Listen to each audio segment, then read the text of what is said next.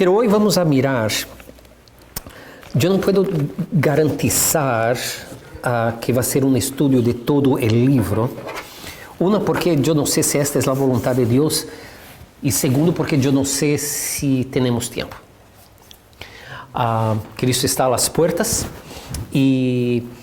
pero yo pregunté a Dios, Señor, estamos hablando al respecto de tantas cosas, y hay cosas que tenemos que completar de hablar, de decir, que son las disciplinas espirituales, que vamos a hacer esto empezando miércoles, no este miércoles, pero el próximo miércoles vamos a volver a estudiar las disciplinas espirituales. Pero yo pregunté a Dios, Señor, o que usted quiere hablar? O que usted quiere decir a nosotros hoy, en este domingo? Y entonces Dios me llevó a Apocalipsis. El Apocalipsis de San Juan capítulo 1. Y hoy vamos a mirar casi todo el primer párrafo. Vamos a mirar Apocalipsis capítulo 1, del versículo 1 hasta el versículo 6. El párrafo acaba en el versículo 7, pero la realidad es que el versículo 7 y 8 van juntos. Porque el versículo 8 es un párrafo en sí mismo. Pero es mejor colocar el versículo 7 y 8 juntos. Entonces esto vamos a considerar la próxima semana, los versículos 7 y 8, pero hoy vamos a considerar los versículos de 1 hasta el 6 de Apocalipsis capítulo 1. Yo voy a estar predicando, hablando ciertas cosas, y yo voy a garantizar a ustedes algo. O que yo voy a estar diciendo no es nada más mis ideas. Yo no voy a estar hablando nada más a respecto de lo que yo pienso. Yo tengo mis conflictos teológicos. Y yo hablo a Dios consistentemente. Y yo digo así, Señor, yo no quiero ofenderte más do que yo ya te ofendo. Yo digo a Dios, mi propia existencia es una ofensa a ti. Porque mi existencia es basada en la naturaleza pecadora de Adán y Eva. Pero gracias a Dios por Cristo Jesús, que nos lava con su sangre y nos hace nuevas personas en Él mismo. Caso contrario, no habría duda que yo ciertamente iría al infierno. Pero aún después de ser lavado por la sangre de Cristo Jesús, yo continúo pecador. Como todos nosotros somos. Pero hay una diferencia entre usted ser pecador y yo ser pecador, en el sentido de que, por el hecho de Dios me haber dado más conocimiento de su palabra, yo cargo, así como muchos pastores cargan sobre sus espaldas, una responsabilidad mayor sobre sus propias vidas. Ni hablando de la vida de las ovejas. Entonces, yo tengo esta carga sobre mí en relación a evitar ofender más do que yo ya estoy ofendiendo con mi propia existencia y con mis pecados. Gracias a Dios por Cristo Jesús. Pero una cosa que yo no quiero ofender a Dios es en el entendimiento de su existencia. O sea, si usted estudia la historia de lo que nosotros llamamos de canon, en inglés, el canon, las escrituras, usted va a mirar que hubo un desarrollo a donde hombres que fueron inspirados por Dios, guiados por Dios, debemos decir, vinieron juntos y al fin del día acabamos con esta Biblia de 66 libros. Y esto es la iglesia del Oriente, perdón, del Occidente. Occidente en relación a Jerusalén. Pero Occidente también significa West, el oeste. Porque si usted va al Oriente, o sea, al este, las Biblias son un tanto cuanto diferentes. Por ejemplo, la Biblia de los cristianos en Etiopía tienen 87 libros y no 66. Y usted entonces pregunta, ¿pero ellos no son cristianos? Certamente são cristianos, eles têm basicamente a mesma fé que nós outros temos, têm práticas diferentes porque a cultura de eles é diferente. Assim, se você vai, por exemplo, a certos lugares de África, e eu sei, Etiópia está em África, mas se você vai em outras partes de África, você vai mirar que eles quando vão alabar a Deus, eles se vestem de uma certa maneira e têm espadas em suas mãos, e quando vão alabar a Deus com cânticos e alabanças, eles estão bailando com suas espadas e como que tocando as espadas, as outras espadas, e fazem uma festa de espadas. É a cultura. Nós outros, como bautistas, somos os mais silenciosos de todos. Nossos irmãos pentecostales sabem dizer amém, aleluia. Eu creio que eu tenho que ensinar a vocês, e nós outros somos bautistas, mas eu creio que eu tenho que ensinar a vocês, melhor, eu vou pedir a minha esposa que ensine a vocês a ser um pouquinho mais pentecostales. ¿En qué sentido? De decir amén, aleluya, gloria a Dios. Cuando alguien esté orando, está bien, amén, aleluya, gloria. Todo con decencia, todo con respeto. Pero de mi parte, mi preocupación con el respecto a la persona de Dios viene, como yo ya dijo, en relación a su propia existencia. Porque decimos assim, creemos em la Trinidad, ou Trindade. Pero ¿qué es esto? E neste texto que vamos a ler, vamos a mirar um aspecto de la Trinidad que é muito diferente de lo que nós outros hemos mirado.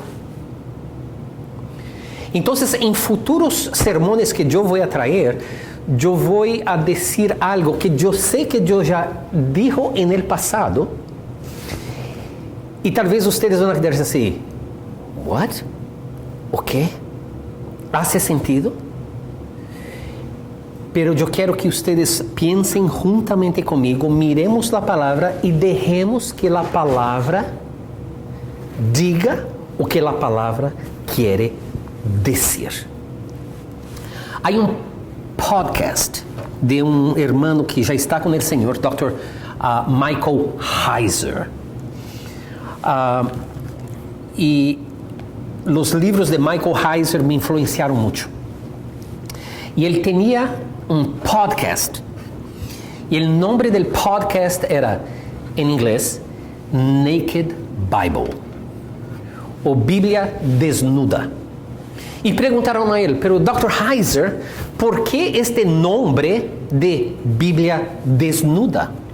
Ele disse assim, porque eu quero quitar todos os filtros, todas as tradições, eu quero quitar tudo que ha sido colocado sobre a Bíblia, e eu quero que a Bíblia diga o que ela quer dizer por ela mesma.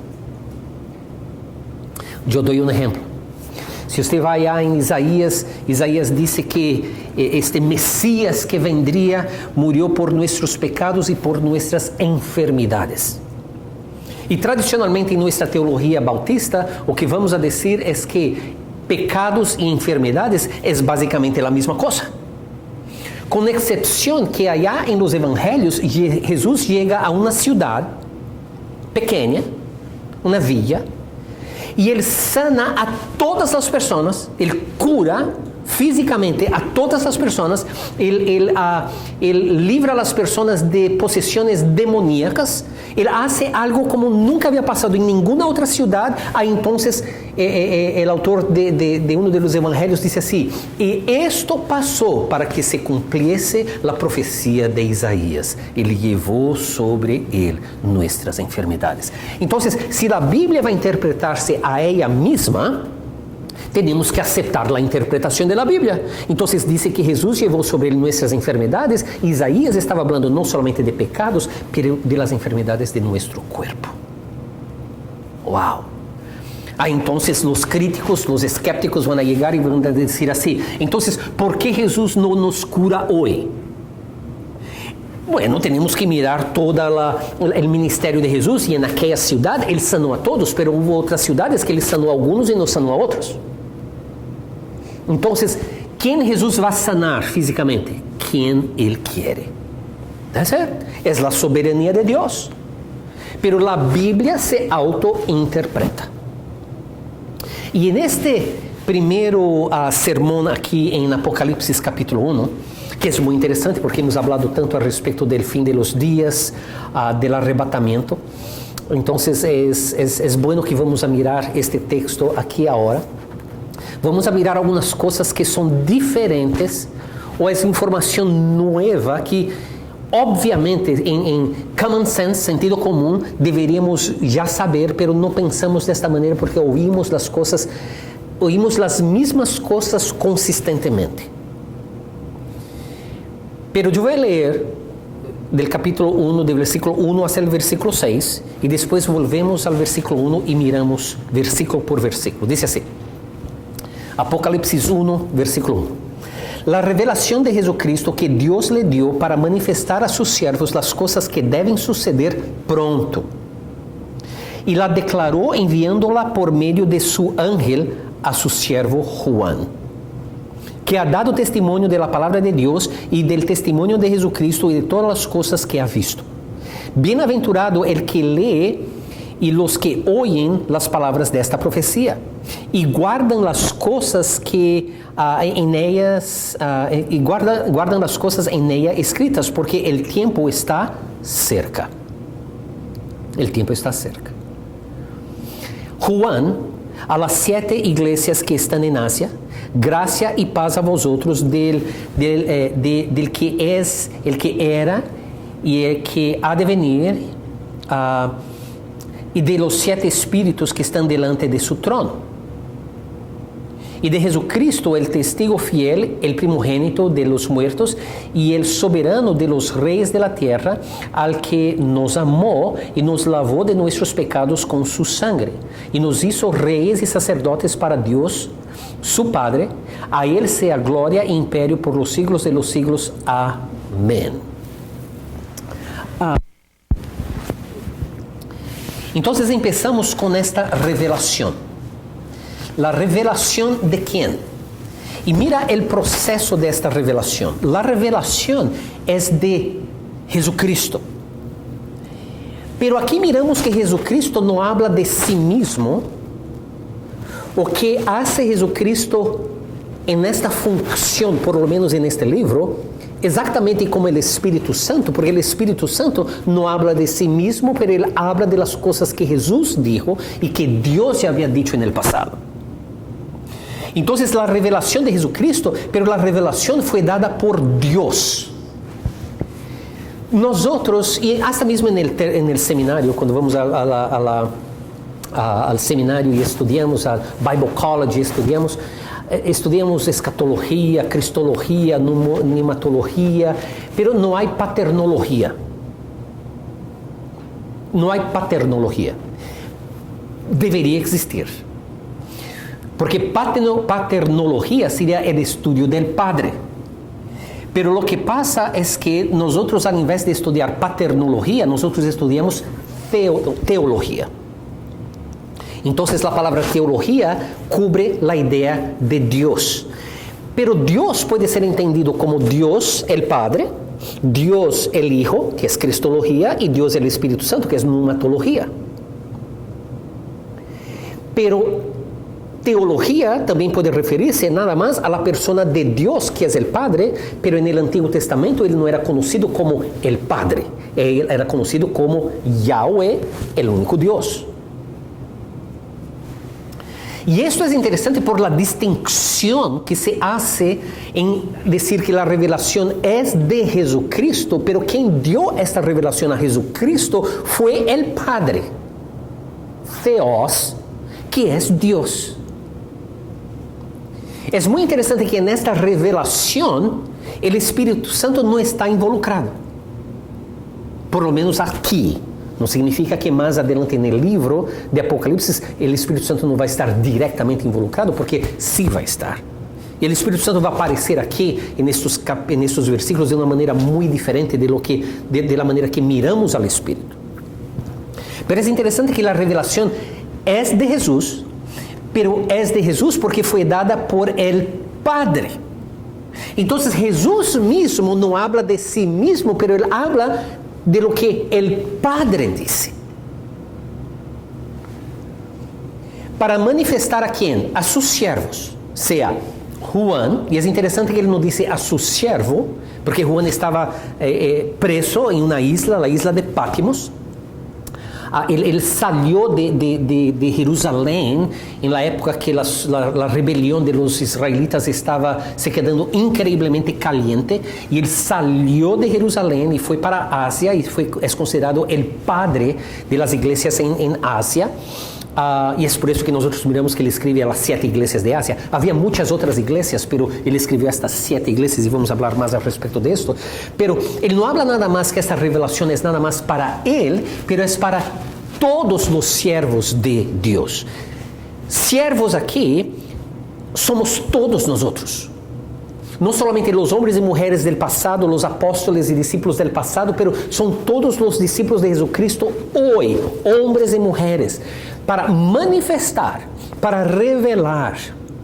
Y revelar aquí significa entonces revelar algo que está oculto, algo que está en secreto. La palabra mismo apocalipsis significa la revelación de que algo que estaba oculto, escondido. A sus siervos las cosas que deben suceder pronto. Que deben suceder pronto. Ahora, ya hemos hablado al respecto de esto en otros sermones. Las personas cuestionan si es tan pronto porque nada ha pasado. Pero ellas se olvidan de ir allá, es 2 de Pedro, yo creo 2 de Pedro 3:8, pero se olvidan de ir allá y mirar o que Pedro dice, o que Dios mismo dice, que un día son como 1000 años y 1000 años como un día. Entonces, hoy, en este día 17 de septiembre de 2023, nosotros estamos en el fin del segundo día. Y es muy interesante, porque hay el Doomsday Clock. ¿Han oído hablar del Doomsday Clock? Doomsday Clock es un reloj a respecto del fin del mundo. Y yo estaba mirando cuántos segundos este reloj está para el fin del mundo.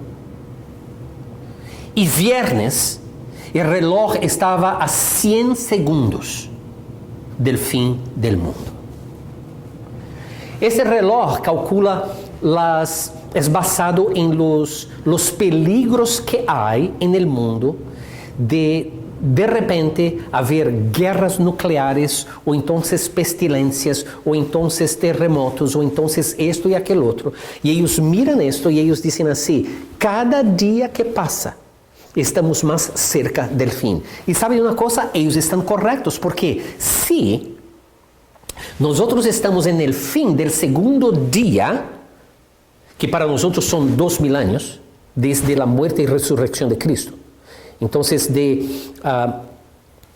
del principio del mundo, de la creación hasta Abraham fueron 2000 años, de Abraham hasta Jesucristo fueron 2000 años, de Jesucristo hasta este fin son 2000 años, son los 6 días de la creación, y el séptimo día entonces de la creación, donde Dios descansó, es el séptimo día del milenio. Entonces, si estamos en el fin del del año 6000, y para nosotros en nuestra era, estamos en el fin del segundo día desde la muerte y resurrección y ascensión de Cristo, el reloj, el Doomsday Clock, está correcto, porque hermanos, no tenemos otro día en el calendario de Dios, tenemos nada más segundos.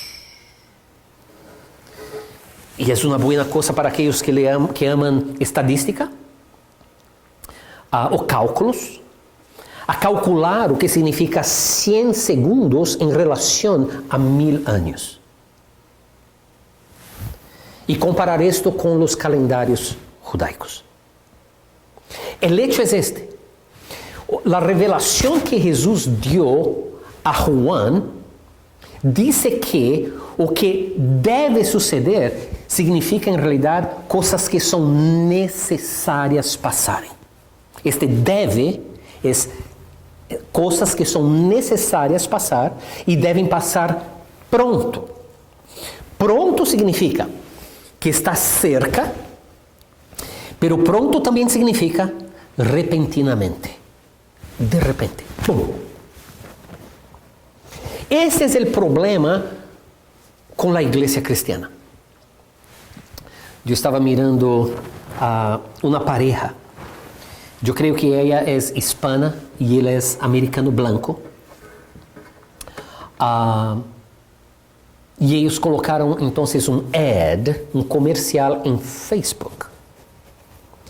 E o comercial em Facebook é a respeito da igreja de eles que vai abrir outubro 1º em la cidade chamada Selena, Texas.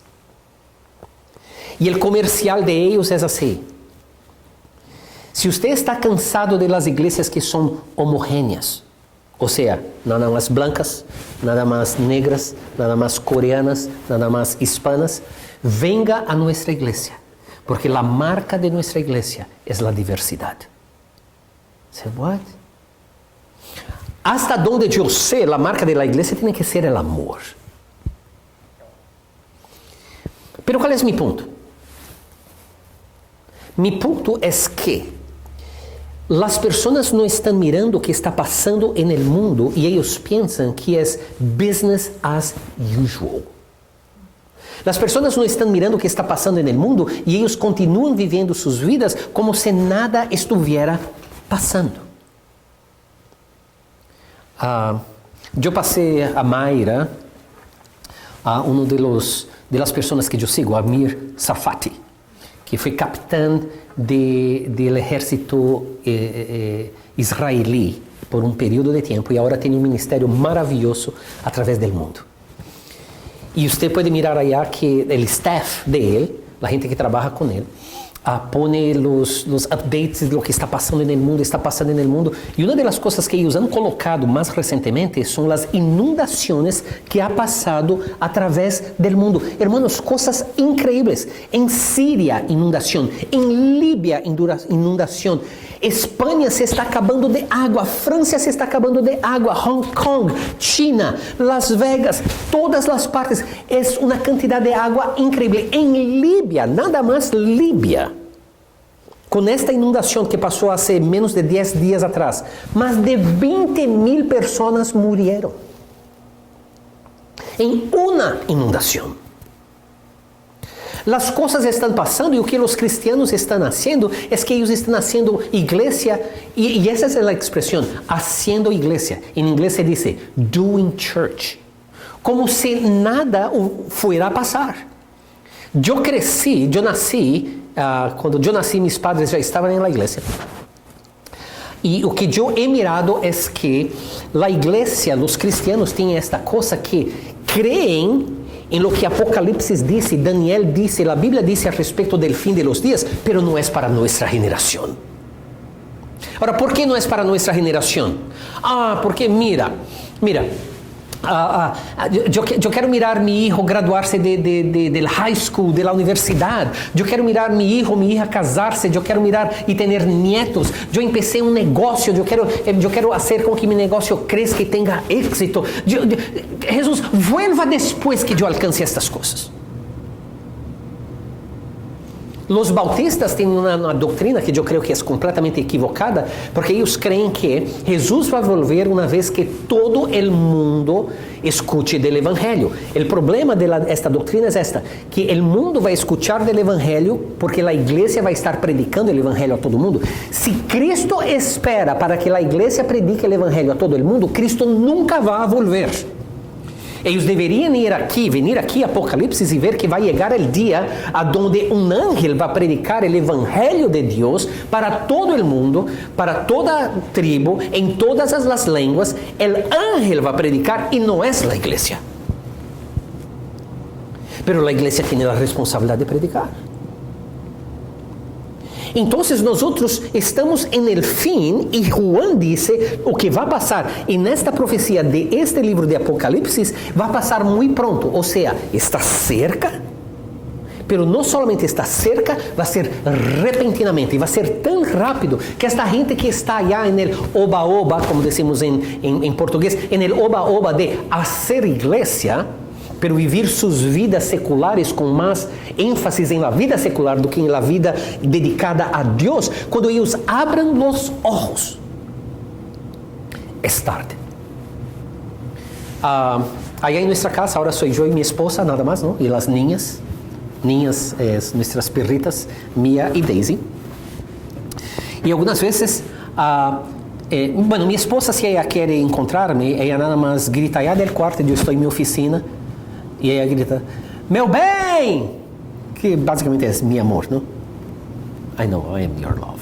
Pero, meu bem, ahí entonces yo respondo y ella sabe que yo estoy ahí. Yo no hago esto, yo voy buscando. Y yo busco. Hoy por la mañana, estábamos preparándonos para venir a la iglesia y yo sabía que ella ya estaba básicamente lista, entonces yo miré las niñas, ¿no? Mia y Daisy, ellas estaban allá, no estaban perdidas allá en la yarda. Entonces yo voy a buscar a mi esposa que tenemos que ir y yo no miro ninguna luz prendida, el laundry no estaba prendida la luz, la cocina no estaba prendida la luz, el cuarto que es de Daisy, el cuarto que es de Mia, la luz no está prendida, nuestro cuarto la luz no está prendida. Yo digo, no hay luz prendida porque a mi esposa le gusta la luz de Cristo y la luz eléctrica. Ahí entonces, ¿qué pasa? Yo digo así, fui arrebatada. Y yo digo, oh crap, fue arrebatada. Ella fue arrebatada, pero gracias a Dios yo abro oh my Lord, aquí está ella. ¿No es increíble? Lo que va a pasar es que cuando verdaderamente seamos arrebatados, las personas van a estar así. ¿Y a dónde está? ¿Y a dónde está? ¿Y a dónde está? Pero no van a encontrar, porque va a ser repentinamente. Yo no lo hice por respeto a ustedes, pero ahora que yo estoy hablando, posiblemente yo lo haga. Yo tengo un pedacito de mi padre. ¿Qué quiero decir con esto? Mi papá fue cremado, entonces lo que hicimos es que dividimos entre los hermanos un poquito de las cenizas de mi papá para cada uno de nosotros. Y yo tengo allá. Y yo iba a traer, porque hace unos minutos atrás la última trompeta fue sonada allá en Jerusalén. Y yo iba a traer y dejar aquí así. Dejar aquí sobre este pilar, aquí la cosita que yo tengo de mi papá, porque la Biblia dice así que los muertos resucitarán primero. Y yo iba a quedarme así. Porque en segundos yo sé que, ¡pum! Él levantó, porque él va a resucitar. Mira el milagro que Dios va a hacer. Nada más mi padre, imagina de todas las personas que murieron en Cristo en todos estos 2000 años. Dios va a hacer un gran milagro. En el caso de mi papá, él tiene que agarrar las cenizas que está con mi hermana en Commerce, las cenizas que están conmigo en Rockwall. Mi hermana jugó las cenizas de mi papá en un río. Entonces, del estómago de los peces que ya murieron, entonces está allá. Ahí entonces tiene que, las cenizas que están con mis hermanos allá en Brasil. Mira el milagro de la resurrección. Y Dios va a hacer un milagro tan grande, como Pablo dice, que las personas van a resucitar, aquellos que durmieron en Cristo, van a resucitar primero y inmediatamente después de ellos, nosotros que estamos vivos, subiremos. Y yo pensé, yo voy a traer la cosita aquí, yo voy a predicar mirándose, para ver si... Pero yo no lo hice. Pero esta idea es pronto. Va a ser rápidamente. Y está increíblemente cerca.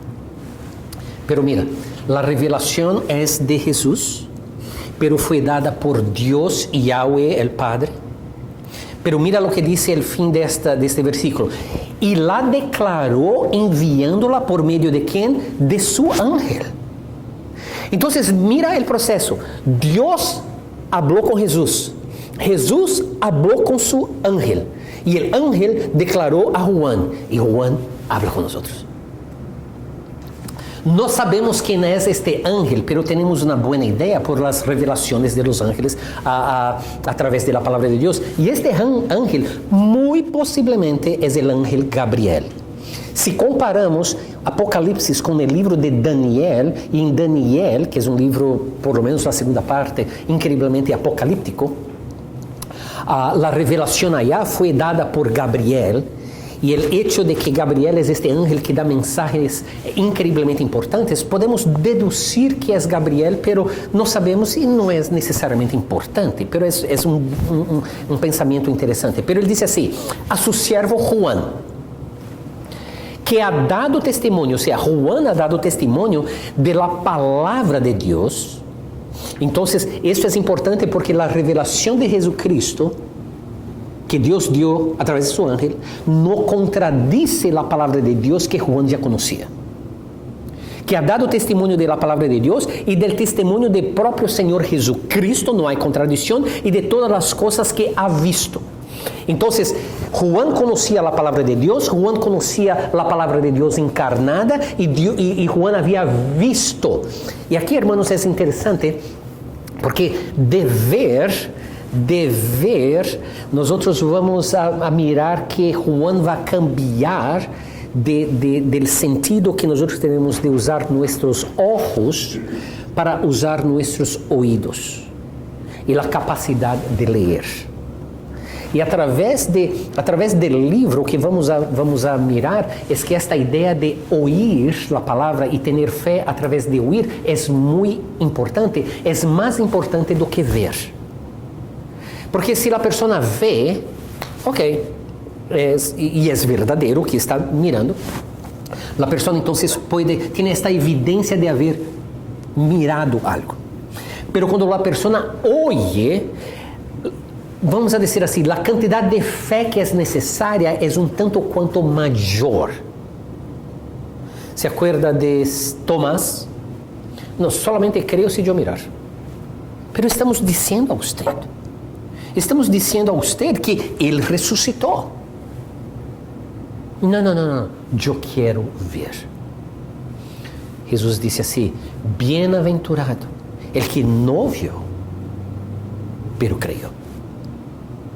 Pero aquí Juan da este testimonio de que él conocía la palabra de Dios, conocía el testimonio de Cristo Jesús y él había visto todo lo que Jesús había dicho y esta revelación no contradice en nada toda la experiencia de Juan.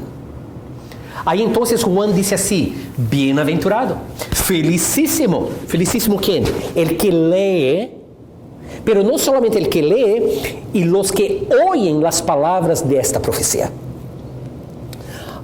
¿Se acuerda que eu dije a ustedes hace un par de domingos atrás que fuimos aquí, yo y mi esposa fuimos a una tienda y yo estaba hablando con la dueña de la tienda y su hijo al respecto de lo que está pasando en este fin de semana y los próximos días? Y ella dijo así, Apocalipsis es muy difícil para mí comprender. Well, no es un libro fácil, pero se hace increíblemente difícil si usted no estudia. Okay? Eu oigo as pessoas que dizem assim, não, eu não posso compreender a Bíblia. Ué, você não compreende porque você não estuda. Porque mira o que você faz. Mira tu profissão, mira o que lhe gusta, tu hobby. Você sabe o que você sabe porque você estudou. Caso contrário, você não saberia. Okay? Eu me acordo quando eu pintei por lo menos parte, ¿se acuerda de Black Beauty? Un Toyota Corolla que yo tengo todavía. ¿Cómo yo pinté? Yo fui a Walmart, compré unos sprays negros y yo miré allá, ok. Y yo pinté. Porque la situación estaba un tanto quanto mala y yo pinté. Ahora, imagínate el hermano Hugo pintar el carro y yo pintar el carro. Hay una diferencia. ¿Por qué hay una diferencia? Porque en la cuestión de pintar carros y arreglarlos, yo soy completamente ignorante y el hermano no. Ahora, ¿por qué el hermano no es ignorante? Porque él estudió, él aprendió, él trabajó con sus manos, él aprendió a hacer. Él no nació ya con este conocimiento. Entonces cuando alguien dice así, pero yo no entiendo, ¿sabe por qué usted no entiende? Es porque usted no está gastando tiempo suficiente para entender o que usted no entiende. La pregunta es, ¿o que usted no entiende es importante entender? Otro día, porque yo y hermana Heidi ahora estamos increíblemente contentos. Cowboys ganhou o primeiro jogo 40-0 de Giants. O que não se disse é que Giants tinha um Pee-wee team. Era nada más niños jugando contra los adultos. No es verdad, pero ahí entonces empezó football season. Parece que a vida volvió a los Estados Unidos. Aí, então, eu estou mirando mais, não? Saturday, alguns de los juegos de las universidades, e domingo, não? E Deus provee, porque Cowboys não juega hoje a las 12, juega a las 3:25, e aunque temos que estar aqui a las 7:30, I mean, it's provision all the time. Pero aí, então, há um comercial. E é um senhor que está sendo comercial de uma conta de jubilação. Então, é um homem tanto quanto jovem, planeando para sua jubilação.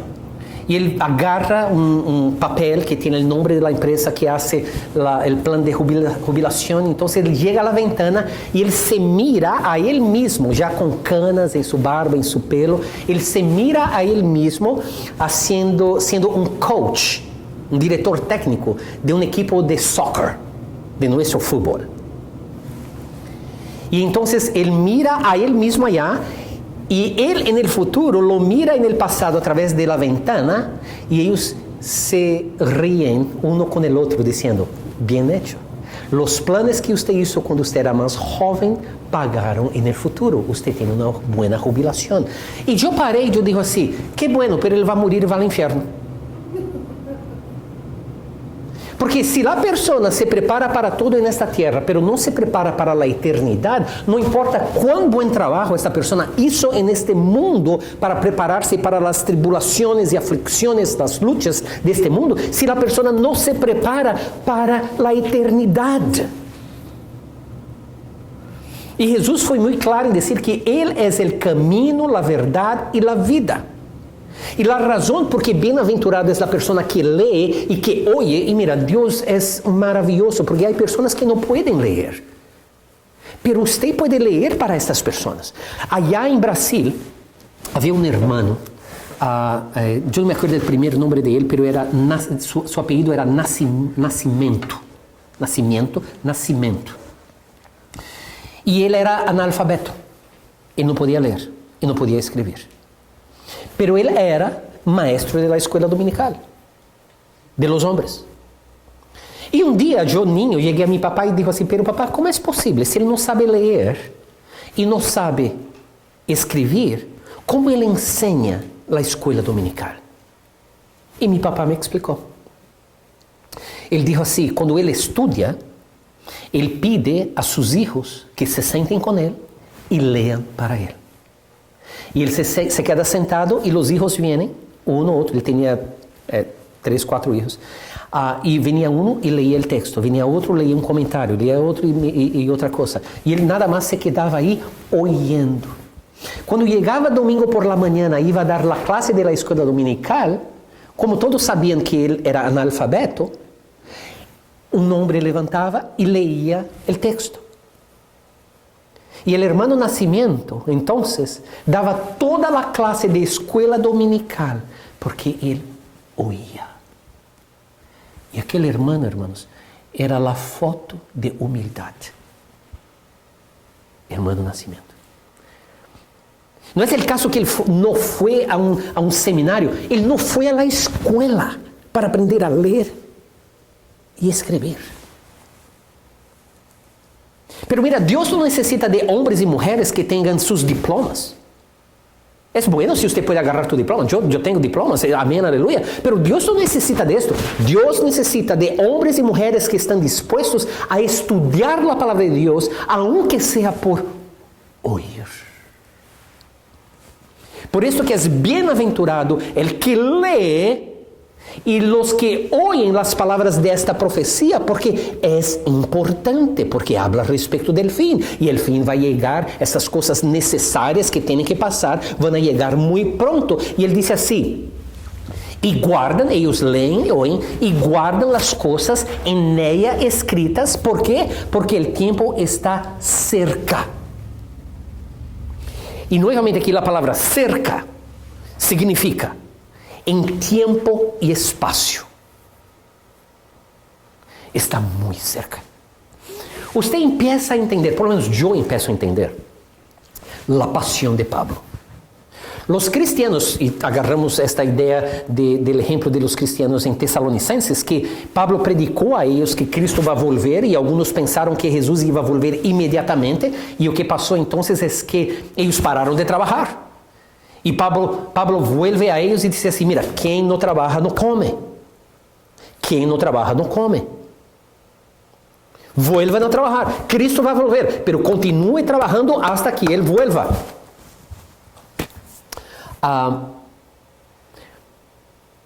Pero que miramos en la vida de Pablo es que esta idea, y la idea mismo de los cristianos de aquel entonces, era esta idea que Cristo está tan cerca, tan cerca, tan cerca, que yo tengo que vivir una vida preparada para la venida de nuestro Señor.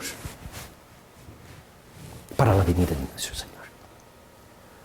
Los cristianos de hoy en día no esperan a Cristo. No hay esta urgencia de que Cristo está volviendo y yo tengo que estar preparado. La idea de la iglesia es nada más las predicaciones, los estudios o lo que sea, es cómo vivir una mejor vida, cómo ser un mejor marido, cómo ser una mejor esposa, cómo ser un mejor hijo. Y todo esto es importante, pero más importante es tener vidas puras, limpias. Como el himno dice, Señor, ¿quién entrará en tu santuario para adorar? Quien tiene manos limpias y un corazón puro. Ustedes miraron unos minutos atrás que yo me abajé aquí y agarré algo del piso y puso aquí en mi bolso atrás. Porque yo miré esta cosa y me estaba incomodando. Y yo voy a decir por qué estaba me incomodando. Mis ojos no pueden mirar todas las cosas sucias que están en esta carpeta, aunque sea completamente nuevo, la aspiradora fue pasada, pero esta cosita aquí, y vamos a poner el púlpito, en unas semanas vamos a poner el púlpito aquí, pero esto es el púlpito, y esta cosita aquí me estaba incomodando diciendo, yo estoy pisando sobre una basura y yo estoy a punto de hablar de la palabra de Dios, esta basura no puede estar ahí, yo tengo que quitar de ahí, aunque yo puso aquí, pero yo no estoy mirando la basura.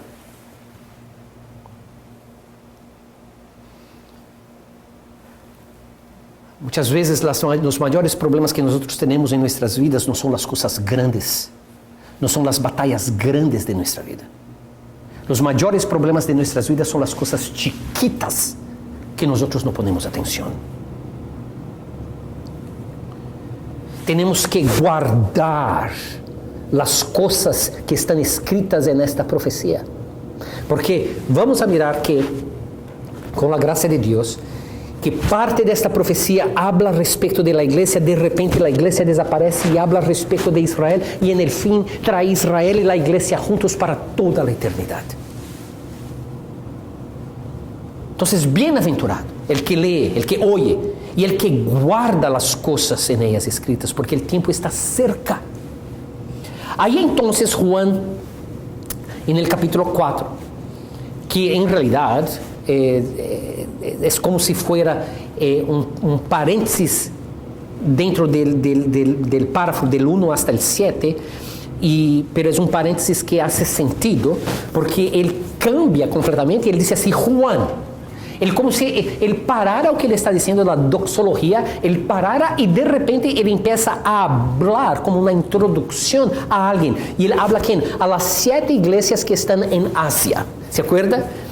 Juan escapó, salió de Jerusalén durante la rebelión que estaba pasando allá hasta que el emperador romano destruyera Jerusalén en el año 70. Él salió, fue para Asia, allá trabajó, fundó muchas iglesias y era considerado el padre de las iglesias en Asia. Y él escoge 7 iglesias. ¿Por qué 7 iglesias? ¿Por qué no 2? ¿Por qué no 3? ¿Por qué no 15? Había más que 7. Nadie va a saber exactamente el porqué, pero 7 es el número de Dios. Pero no solamente esto, estas iglesias posiblemente simbolizan las características de la iglesia a través de los tiempos. Entonces, una posición es que la iglesia, estas 7 iglesias van a enseñar la progresión de la vida de la iglesia a través de la historia. E uma outra maneira, que é minha maneira de ver, é que se você mira todas as igrejas que há hoje, você pode agarrar elas e poner cada uma de elas bajo uma dessas 7 igrejas de Ásia, por suas características. Então ele habla das 7 igrejas que estão em Ásia, e ele diz assim: graça e paz. Isso é que em inglês diríamos um greeting. Aqui nós outros dizemos assim: como está? Os judíos podem dizer shalom. Ou outras línguas podem dizer uma outra coisa. Graça é nada mais um greeting, como está? Pero foi usado de tal maneira, e possivelmente Pablo hizo esta palavra mais santa, al ponto de dizer assim: quando eu digo graça, o que eu estou dizendo é que graça é dada àqueles que conhecem ao Deus Padre de nosso Senhor Jesucristo, Jesucristo que morreu na cruz, e o Espírito Santo que foi enviado por Deus, o Padre, a nós outros. Solamente você pode ter graça. Você cristiano, solamente você pode ter graça. E sabemos que graça é a fundação, graça é a fundação de nossa salvação. Porque por graça ustedes são salvos, fuiste salvos a través de la fé.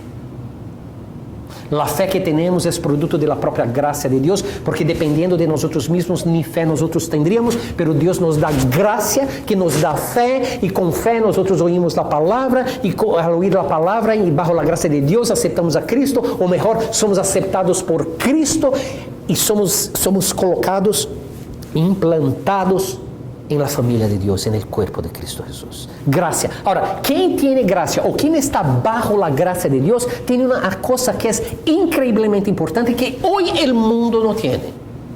E já há muito tempo que o mundo não tem. Paz. Paz. Paz. As pessoas não têm paz. Elas buscam fazer coisas e mais coisas e ocupar seu tempo, ocupar sua vida, e não têm paz. Eu não sei a respeito de você, mas se eu estou cansado e eu chego a la casa e eu digo assim: eu vou a descansar, e eu miro uma película ou a televisão, eu não descanso.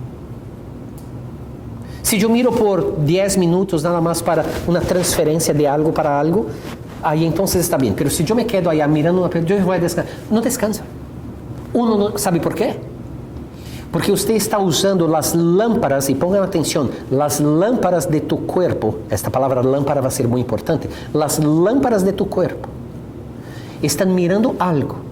E aquela luz que sai da televisão, da computadora, do teléfono, está entrando por tus olhos, em tu mente, que não permite que tu mente, que é verdadeiramente que está cansado, descanse. O cristiano tem paz, porque está bajo a graça. Solamente o cristiano pode ter paz. A paz que transcende o entendimento humano. Ele disse assim: graça e paz a vós outros. Aí então ele vai apresentar de onde vem esta paz. E aqui vamos a mirar um aspecto da Trindade que é diferente e um aspecto do Espírito Santo que é completamente diferente. Primeiro, ele disse assim: graça e paz a vós outros del que és, e que era, e que há de venir. De aquele del que és, que era e que há de venir. Automaticamente nós outros pensamos que é quem? Jesucristo. Pero não é Jesucristo. Não é Jesucristo. Porque se você vai ao versículo 5, ele diz assim: e de Jesucristo. A construção gramática diz assim, mira, ponga atenção. Graça e paz a vós outros del que és, e que era, e que há de venir. Graça e paz de esta pessoa. Graça e paz de los 7 espíritos que estão delante de su trono. E graça e paz também de Jesucristo. O que Juan nos apresenta aqui é algo que nós outros não hemos mirado, porque quem és que era y que ha de venir, en este caso específico no es Jesucristo, porque Jesucristo es la tercera persona de estas tres personas que son presentadas aquí. Es imposible que sea Jesús, gramáticamente hablando. Esta persona que es, que era y que ha de venir es el propio Dios, Dios, Yahweh. E você para assim, Pero você já parou para pensar que um dia Deus vivia aqui? Se acuerda que quando Adão e Eva, antes de pecar, estavam allá no jardim e Deus aparecia a eles e falava com eles? E quando Adão e Eva pecaram, Deus chegou no jardim e disse: "Aonde estão?" Deus já estava aqui. E este Deus que estava aqui, de acordo com Gênesis, era o Deus Yahweh, era a primeira persona da Trindade. Quando disse allá em Gênesis que Deus estava aqui, não estava falando da Trindade, estava falando aunque o Hijo, a persona do Hijo, a persona do Espírito poderiam estar aqui. Pero en esta interacción con Adán y Eva, quien estaba aquí era el Dios que nosotros llamamos el Dios, el Padre. Pero también es interesante que o que Juan va a decir es que esta gracia y paz viene de 7 espíritus que están delante de su trono. Se você vai a Isaías capítulo 11,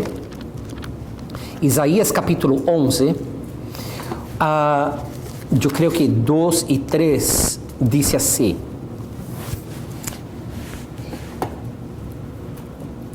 Déjame ver aqui.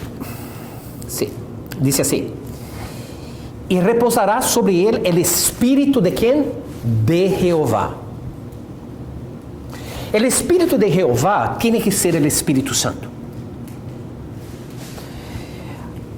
Y entonces yo voy en los sermones, las predicaciones más en el futuro, que si Dios nos da gracia y el tiempo, yo voy a hablar las cosas, porque este Espíritu de,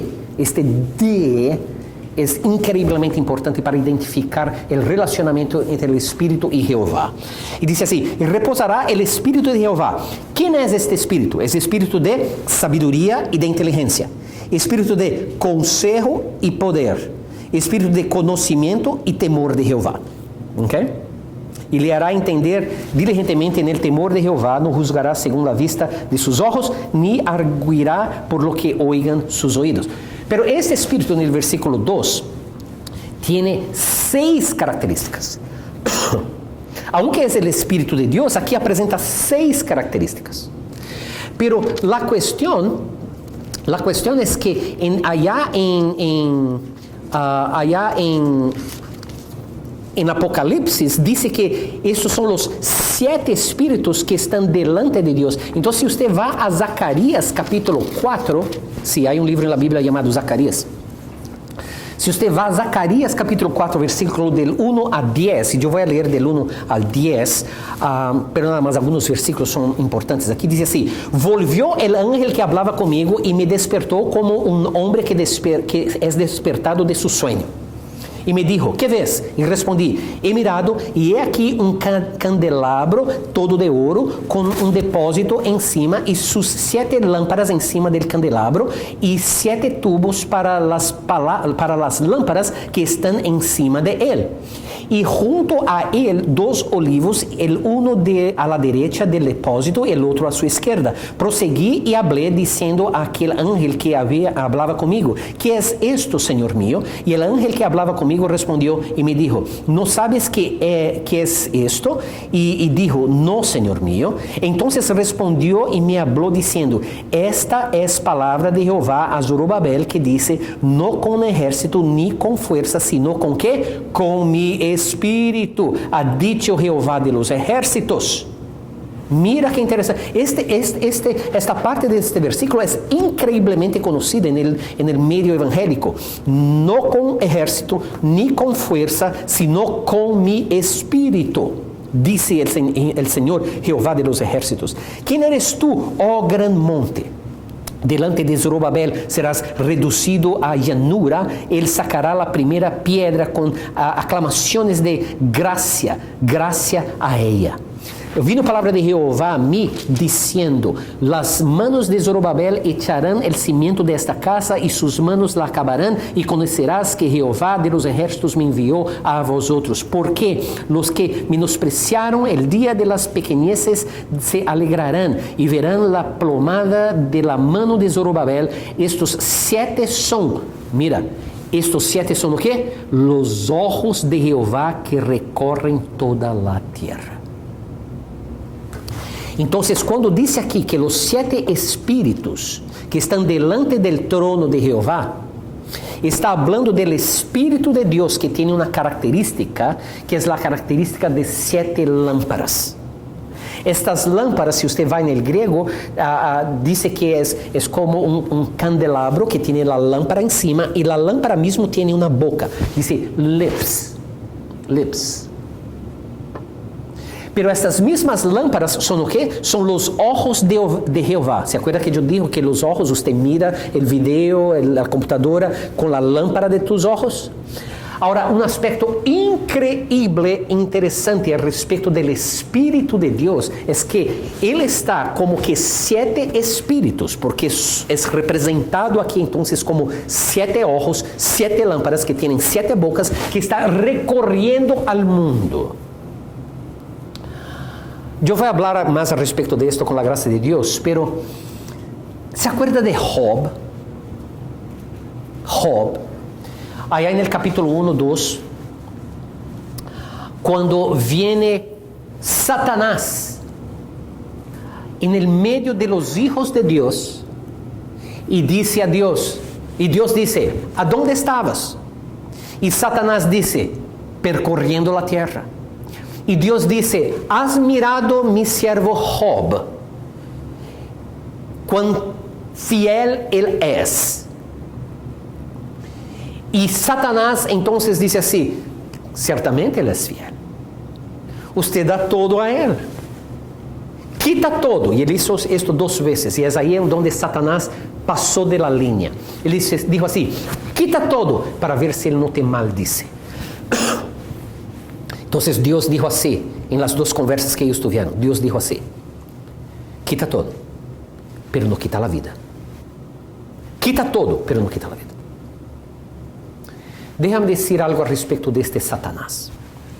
Cuando usted lee en el hebraico la palabra Satanás, en realidad es, antes de la palabra Satanás, que es Satán, tiene un pronombre personal, que es Ha-Satán.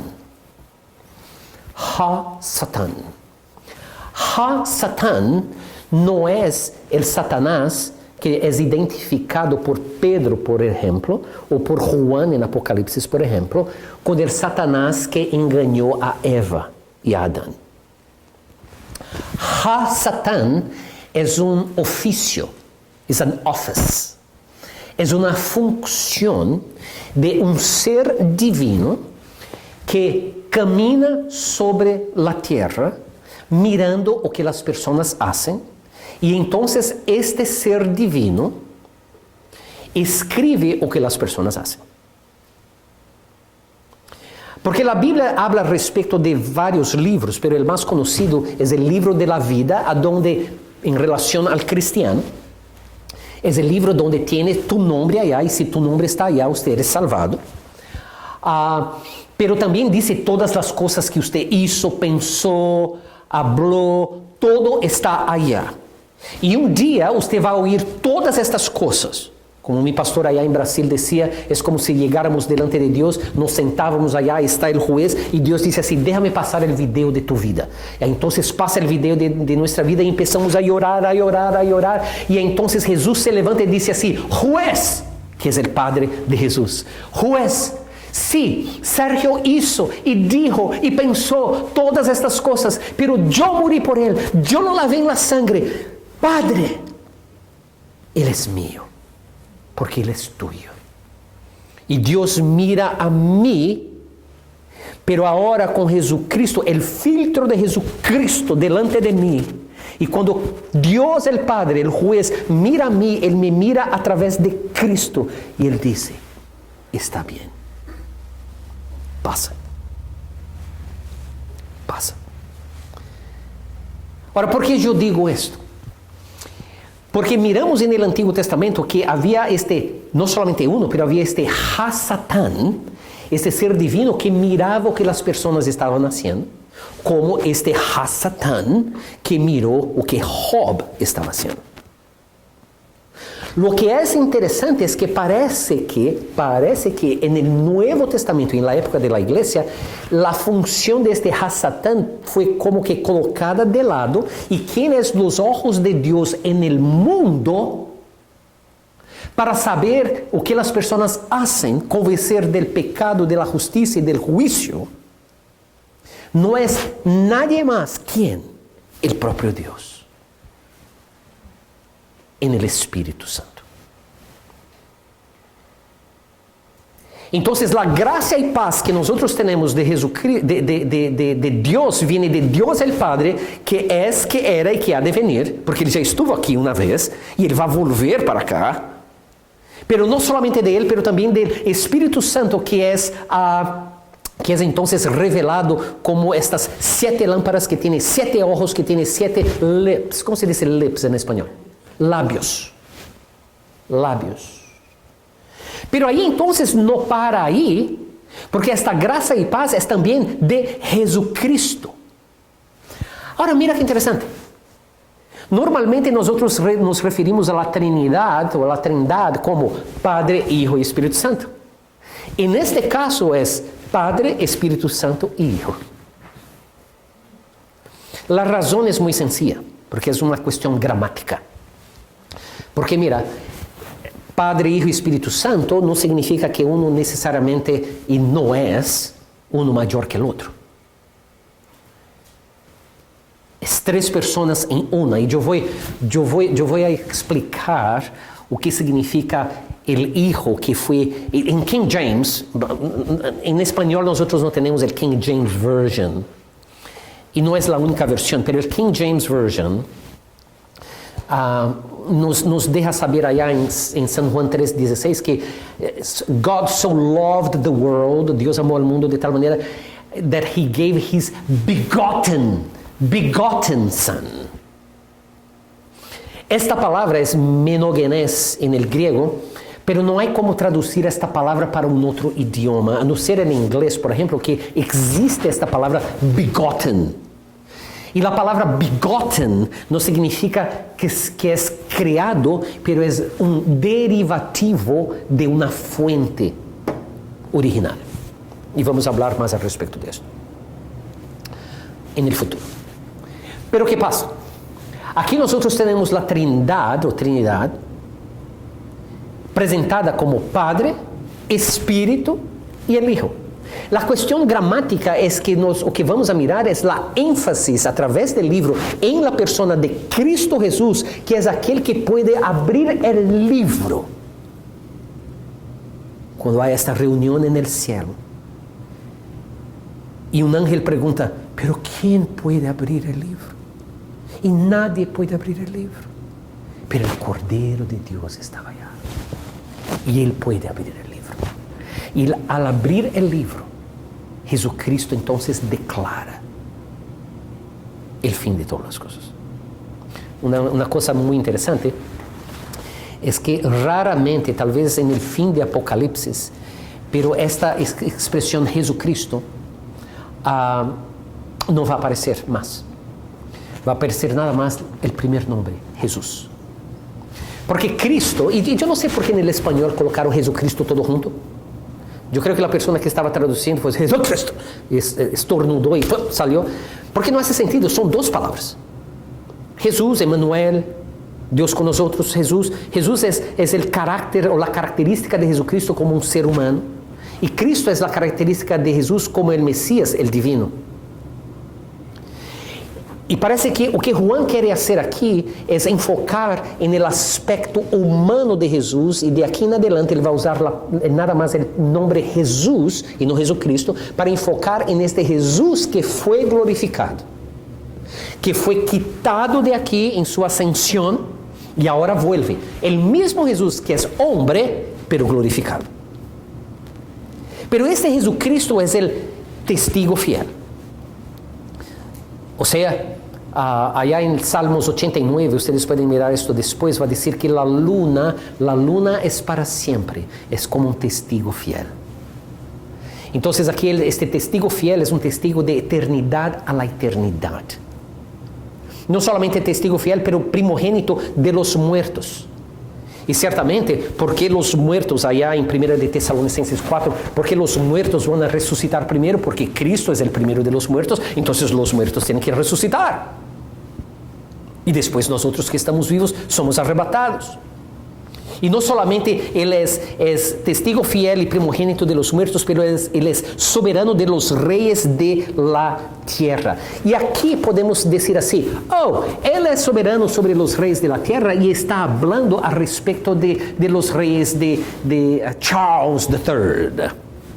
El rey de Inglaterra, de Gran Bretaña, o entonces el rey de Jordán, o entonces el rey de España, o entonces este rey de aquí o el rey de allá. Pero ¿será que está hablando de estos reyes? Ciertamente Él es soberano sobre todos los reyes, pero mira lo que dice el versículo 6, y nos hizo ¿qué? Reyes. Ele não somente é soberano sobre todos os reis, pero agora Juan continua dizendo assim, e Ele nos hizo reis. Ele é soberano sobre quem? Sobre usted. E sabe o que é interessante? E eu estava dizendo ao irmão, o irmão chegou para mim e disse assim, pastor, que leitura vamos a ler? Eu disse, irmão, perdão, porque eu acabei de revisar isto, era como as 2 da manhã hoje, e eu não mandei o texto, porque eu me quedei assim, boquiaberto em pensar assim. Eu estava sentado em minha oficina, em la casa, e eu digo assim, man, eu sou rei. Eu não posso realizar, eu não posso entender isto agora, pero eu sou rei. Pero aún sendo rei, e eu vou a classificar o que significa ser rei aqui, pero aún sendo rei, há uno que está sobre mim e sempre estará sobre mim, porque Ele está sobre todas as coisas, porque Ele é Deus e Ele é soberano. Mira, se você como cristiano tem uma dificuldade em ser siervo de Deus, você vai ter um sério problema no céu. Se você é aquela pessoa que sempre quer ser o maior, o principal, você vai ter um sério problema no céu. Porque no céu há nada mais uno que é o principal, nada mais uno que é soberano, e este se chama Deus. Deus Padre, Deus Hijo e Deus Espírito Santo. Ele é soberano. Pero Ele nos hizo reis e o que? Sacerdotes. A ideia melhor para entender aqui é sacerdotes que são reis, ou reis que são sacerdotes, ou melhor, um sacerdócio real. Wow! Wow! It's like, wow! Ou como Gideon, meu neto, diria, oh, wow! Porque, irmãos, é wow! Porque mira o que ele disse. Nos hizo reis e sacerdotes, ou seja, um sacerdócio real, ¿para quê? Para Deus. Para Deus. Allá Pedro vai dizer que nós somos uma nação santa, um sacerdócio real. Pedro confirma isto. E sabe a quem você vai estar ministrando? Al próprio Deus. Sabe quem ministra al próprio Deus hoje? Los serafines, los querubines.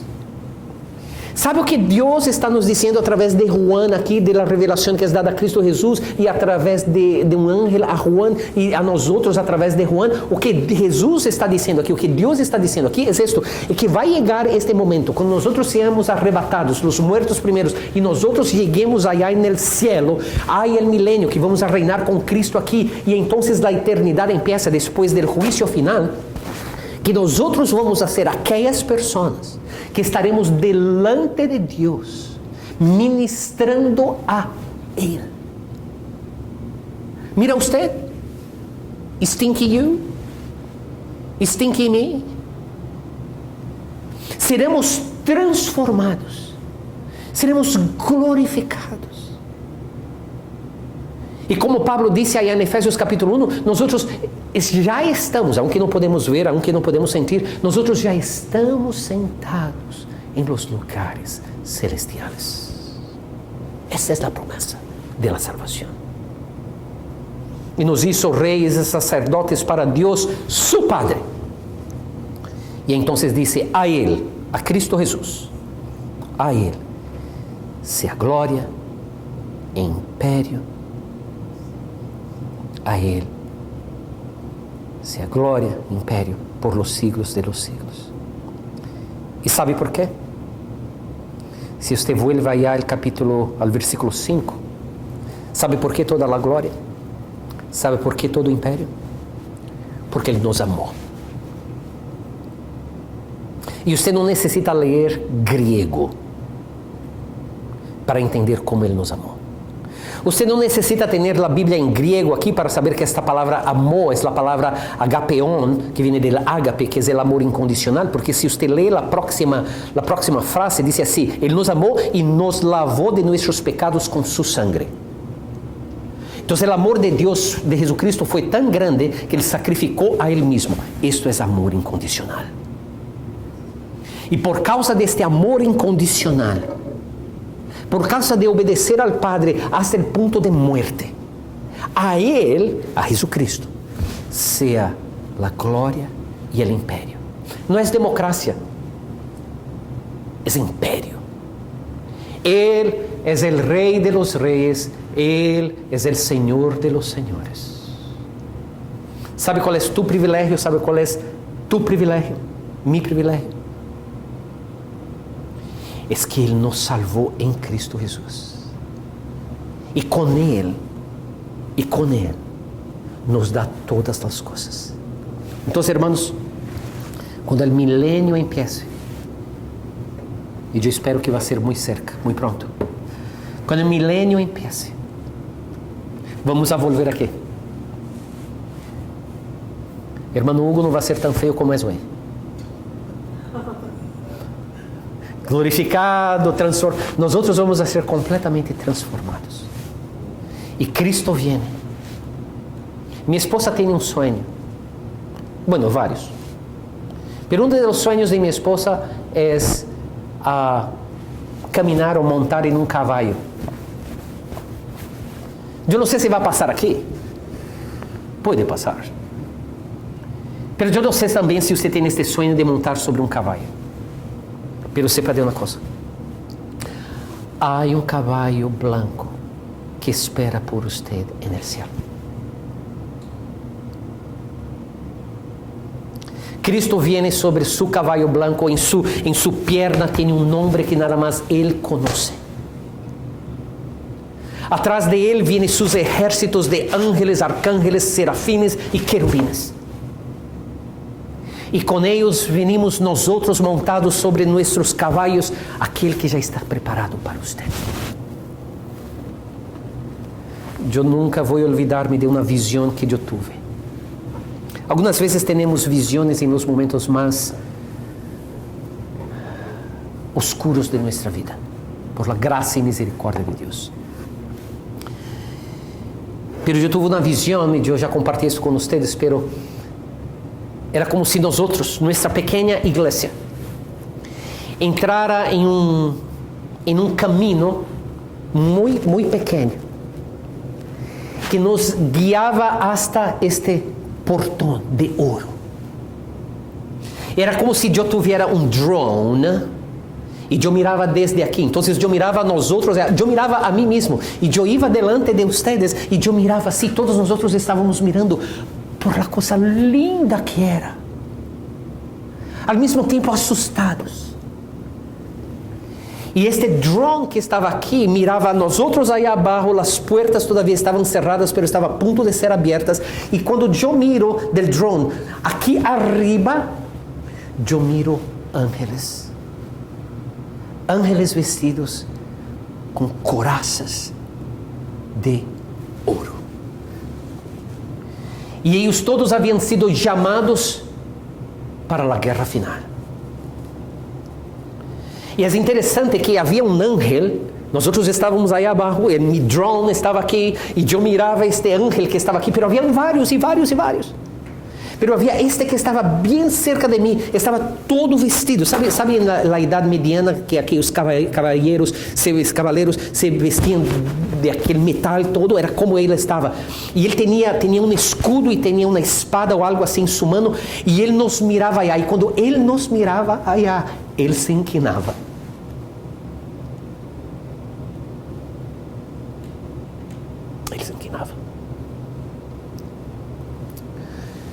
Porque o ser humano, e neste estado horrível deste mundo em que vivemos, sem jamais haver visto a Deus, mirado a Deus, nada mais por ouvir a palavra de sua profecia, nós creemos.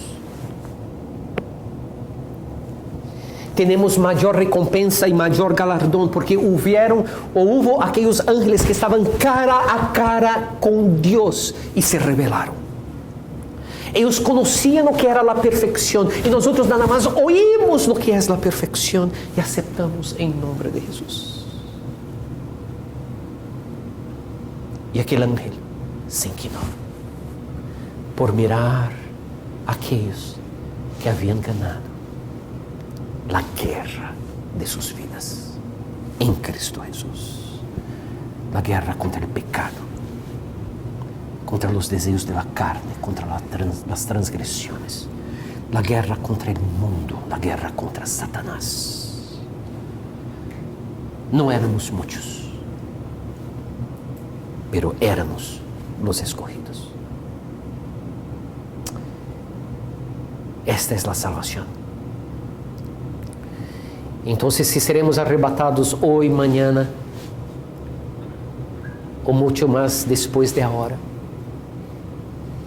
o que nós temos que fazer é o que Pablo fazia. Ele vivia sua vida como se hoje fosse o último dia de sua vida nesta terra.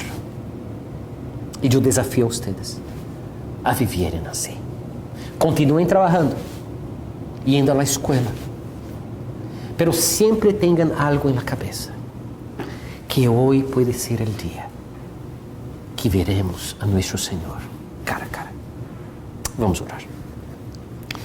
Senhor Deus, nós te alabamos, Padre, te glorificamos por tu graça e por tu misericórdia, por haver dado a nós este privilégio maravilhoso de ter tu palavra em nossas mãos,